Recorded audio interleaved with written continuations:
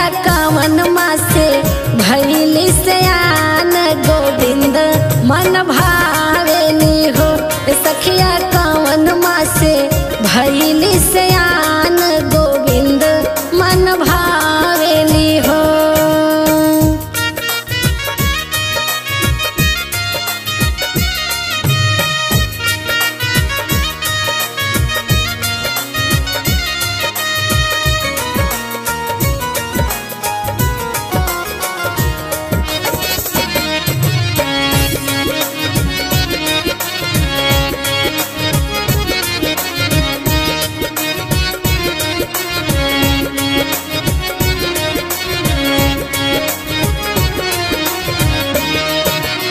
सावन मास तुलसी जन्म लिहली भादो मास हरियर भैली हो। सावन मास तुलसी जन्म लिहली भादो मास हरियर भैली हो। सखिया कुंवर मास भैली सयान गोविंद मन भावेली हो। सखिया कुंवर मास भैली सयान गोविंद मन भावेली हो।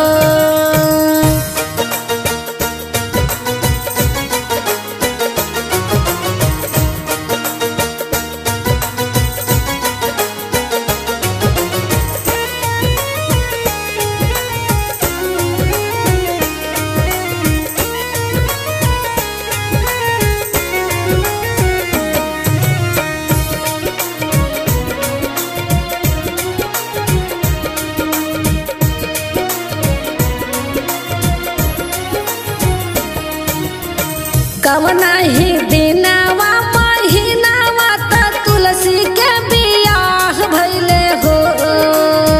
कवना ही दिनवा महीनावा त तुलसी के बियाह भइले हो।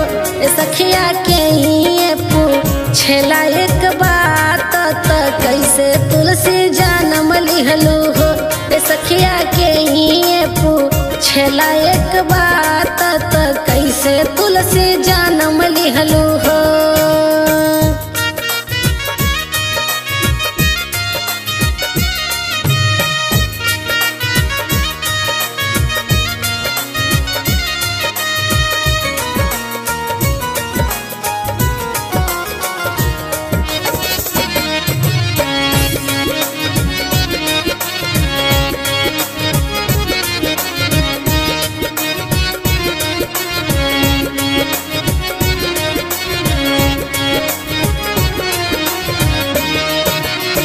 कार्तिक महीनावा एकादशी के तुलसी के बियाह भइले हो। कार्तिक महीनावा एकादशी के तुलसी के बियाह भइले हो। सखिया पंडित पूछले एक बात कैसे के तुलसी जन्म लिहलू हो। सखिया पंडित पूछले एक बात त कैसे तुलसी जन्म लिहलू हो।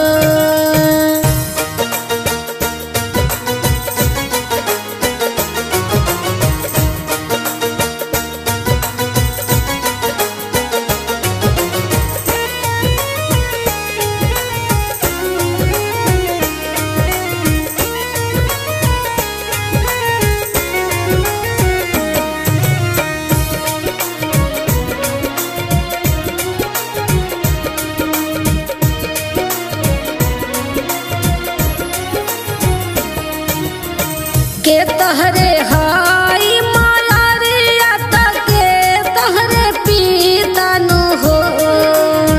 के तहरे हाई मायारिया के तहरे पीतानु हो। तुलसी के करी है तोहरी बियाहवा तक एकरा मन भावेलू हो। तुलसी के करी है तोहरी बियाहवा तक एकरा मन भावेलू हो।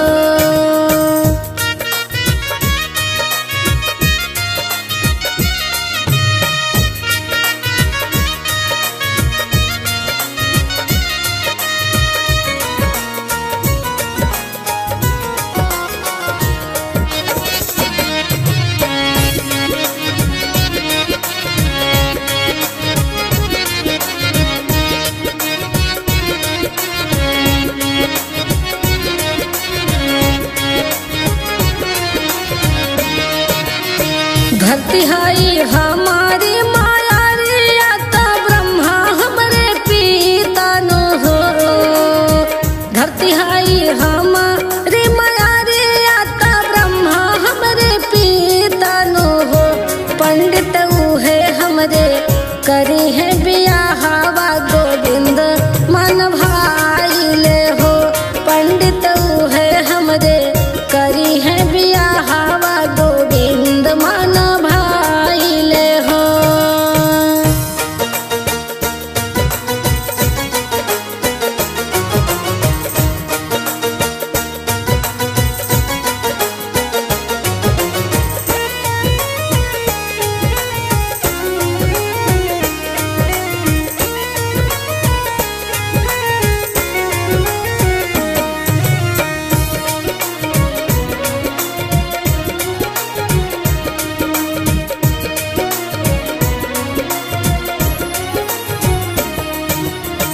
गजमती चौका पुराइल कलश धराइल हो। गजमती चौका पुराइल कलश धराइल हो। सखिया होई गईले तुलसी विवाह गोविंद संग चल गईली हो। सखिया होई गईले तुलसी विवाह गोविंद संग चल गईली हो।